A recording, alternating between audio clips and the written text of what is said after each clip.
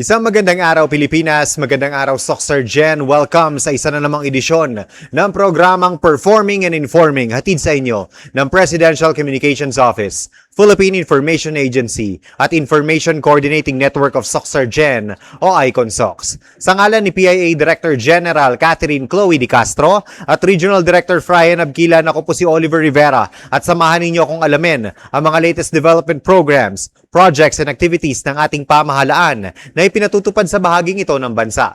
Tayo po ay mapapanood via Facebook, YouTube at Spotify at maging sa ating mga partner radio stations dito sa buong Rehiyon 12. And nandito po tayo sa RDRRMC Emergency Operations Center sa General Santos City upang alamin ang latest sa recent 7.8 magnitude na lindol. And we have with us today ang ating kaibigan po mula sa Mines and Geosciences Bureau ng DENR. Let us all welcome ang kanila pong supervising geologist sa MGB Region 12, Sir Vincent Gascal. Sir, magandang araw. Ang inyong pagbati po muna sa ating mga manonood. Yes, magandang araw. So, sa lahat ng mga nanonood sa PIA, nabati ko kayo ng magandang araw at sana nasa mabuti at ligtas kayo ng mga kalagayan ngayon. Yeah, our thoughts and prayers po sa mga naapektuhan ng ating paglindol dito po sa bahaging ito ng bansa. Sir, updates lang po on your initiatives or initiatives ni Mines and Geosciences Bureau. Alam natin, isa po kayo sa mga frontliners talaga dito po sa nangyaring lindol. So, for the Mines and Geosciences Bureau, kami as the regional office ng Region 12, kami talaga yung part of the responding team, lalo na pag may mga landslides. One of our mandates kasi is i-assess namin yung mga landslides. Okay. But more on our mandate is dun sa rain-induced landslide and flood. Okay. Pero yung ito kasing nangyari sa 7.8 na magnitude earthquake in Sarangani, yung mga earthquake-induced landslides na sinasabi is unti-unti kasi siyang pagkatapos ng landslide, unti-unti siya magiging rain-induced landslides. Yeah. Kasi nga, pag uulanin na siya, yun na naman, mag-re-reactivate siya or mas madadagdagan pa yung mga landslides na yun. So, for our initiatives, pinupuntahan namin yung mga areas affected. Okay. Sinosurvey namin kung may mga communities at risk. Okay. Lalo na yung may mga lalapit na landslides, kung may mga malapit bang mga bahay doon. O yung may mga tension cracks na. Yung mga tension cracks, isa din yan is, yun siya, yan yung tension cracks is, kapag lumaki pa yan, yan na naman yung magiging panibagong landslides natin. Lalo na dun sa mga hilly areas to mga steep areas. Sige. Sir, based on your findings, alam natin na monitoring kayo since day one. Kamusta po or ano yung key findings natin sa monitoring natin? Yes. Sa key findings naman ng monitoring namin is most of the landslides ay nangyari dito sa Glan, Malapatan, and portions of Alabel and General Santos. But in South Cotabato naman, meron din tayong mga landslide areas na like Tibuli, South Cotabato, na medyo natamaan din sila ng mga landslides dahil sa earthquake na. Okay.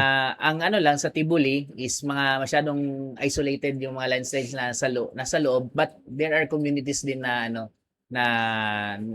din siya, affected din siya. But our concentration for now, kasi nga marami kasi kaming reported na mga landslides na nag-cause siya ng mga tinatawag natin na artificial dams or yung artificial river damming na parang yung river mismo is natabunan siya nung landslide. Okay. So na-restrict yung flow niya. So kung sa kung sa Bisaya term pa, sige, sir, nagpunong siya or nagpunong. nagdam. Okay. Oo. So yan, isa siya sa mga risk na naman, hazard na kapag yung dam na yun is napuno yun, and then hindi na kinaya nung mismong nagdam sa kanya, pwede siyang mag-collapse and then it can lead to flash flood kasi maghahanap talaga ng dadaanan itong mga tubig na ito.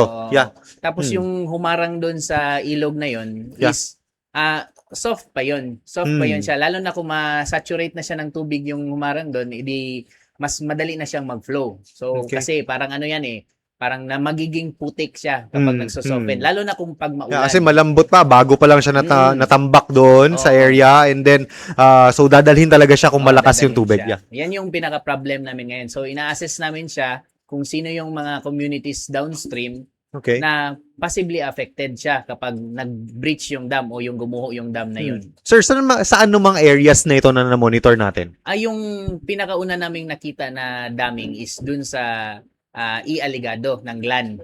So si Glan, sa upstream portion ni Glan, may nakita kami lalo na specifically in Purok Puting Bato, Okay. in E. Aligado na medyo malaki yung ano niya, parang naipon na tubig o nag-impound na tubig. And then hindi lang isa kundi dalawa. Yung isa pang dam is upstream naman ni Barangay proper. So yung ano nila doon, yung river nila doon, as seen doon sa aerial photos, Okay. is nag-dry up na din. So isang indication ng nagda-dry up na river is natabunan yung stream nila sa taas. Na-divert. So, na-divert siya Okay. or ano talaga, yung hindi talaga Wala siya talaga, nakapag-flow. sarado talaga. Okay. Oo. So yun yung isa sa mga main concerns kasi nga ikaw naman mismo na ano na katutok doon sa river na yon, bakit siya biglang nag-dry? So possible na may blockage sa taas na siguro ilang days na siya na hindi nagfo-flow, ano na siya, napupuno na yung dam na yon. So yun yung nagiging hazard naman. Threat And then na ngayon, talaga siya.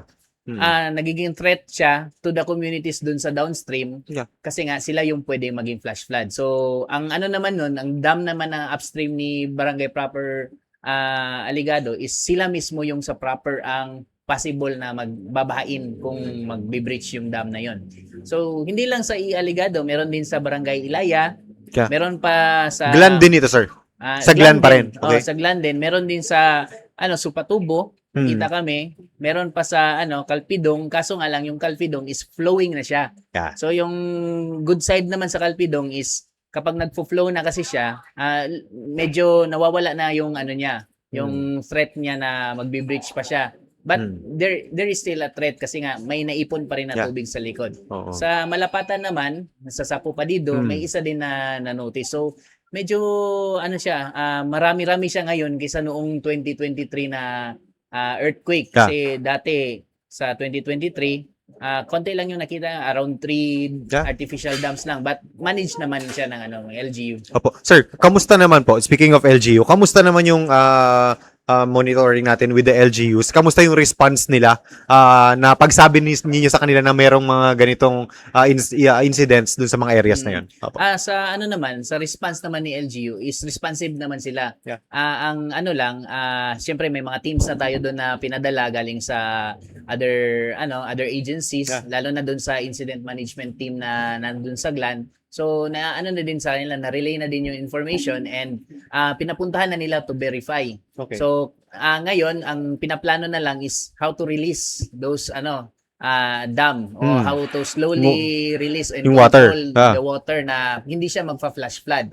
So yun na lang yung yun, pinapaplanuhan ngayon para ma-properly manage natin yung yung threat ng flash flood. Opo. Sir, may mga communities ba tayo na na-monitor na just like in 2019, maalala ko sa Makilala, meron talagang isang barangay na mare-relocate. For this 7.8 magnitude na lindol, meron bang mga ganitong areas na hindi na talaga mababalikan ng ating mga residente?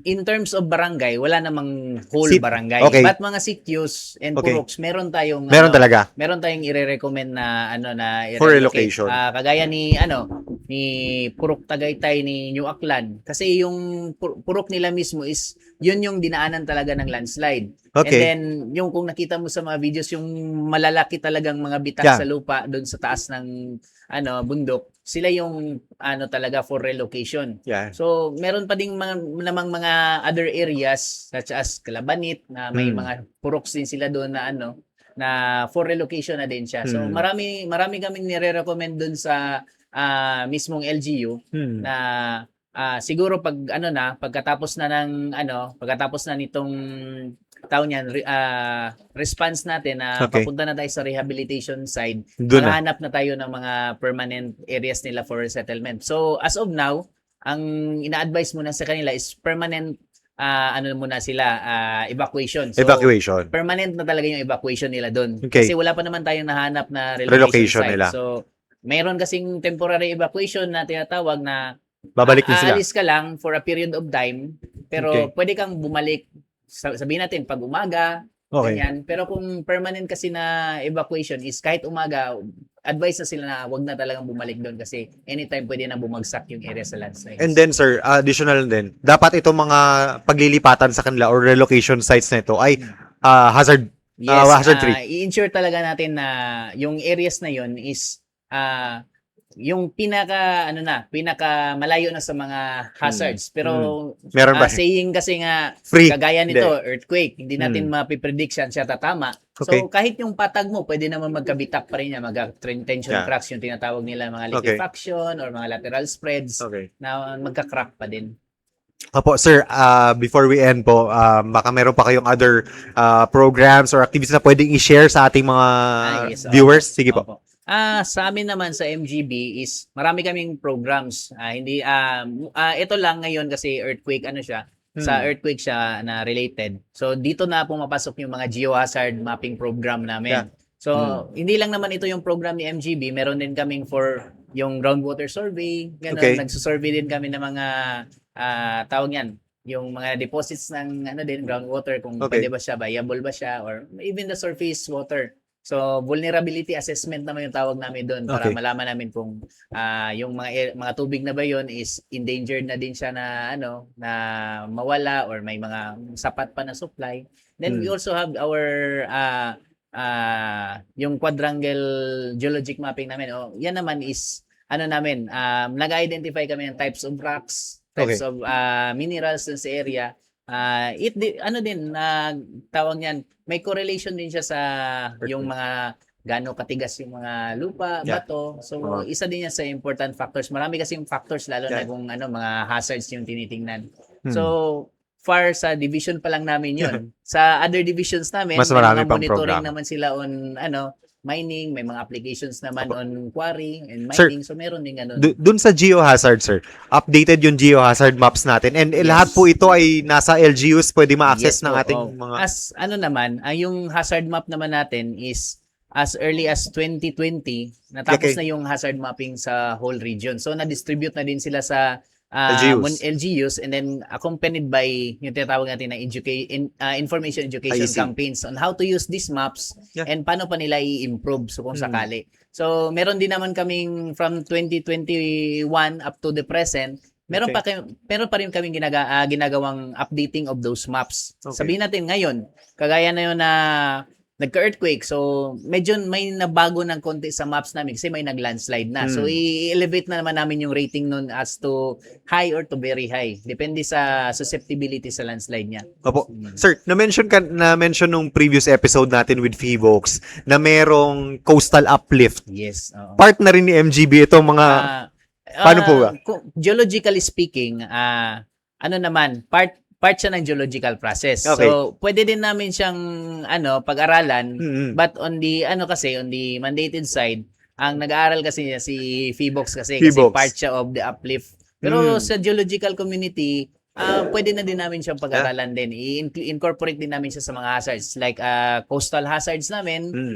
Pwede din siya kasi naging malapad na yung area, baka due time malalagyan na siya ng mga sands. Yeah. So may Magpo-form na magsisettle. So yun, isa din yun sa yung mga mga coastal natin. areas kasi talaga Oo, to. kasi parang sabihin nila, uy, nadagdagan yung lupa namin. So Yeah. pwede na kami dito sa my beach. So but hindi siya advisable Advisable. kasi nga maabot pa rin siya ng mga tinatawag natin na mga strong waves. Sige po. Sir, before we end, baka may advice pa po kayo sa ating publiko, mga panawagan po.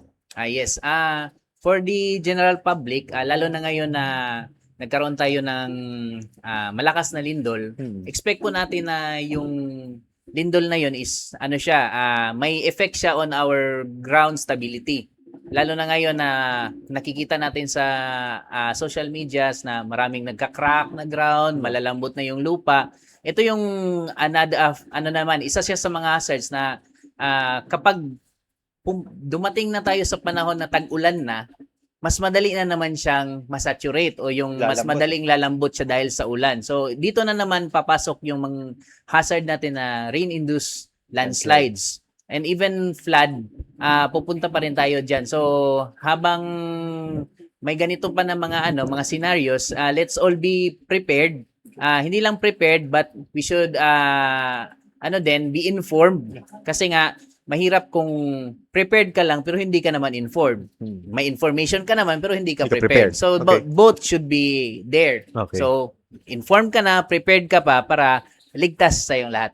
Sige po. Maraming pong salamat sa ating guest mula po sa MGB Region 12, ang kanila pong supervising geologist, Sir Vincent Gascal. Sa ngalan ni PIA Director General Catherine Chloe Di Castro at Regional Director Frian Abquilan, ako po si Oliver Rivera. Maraming salamat at isang magandang araw, Soc. Sir Jen.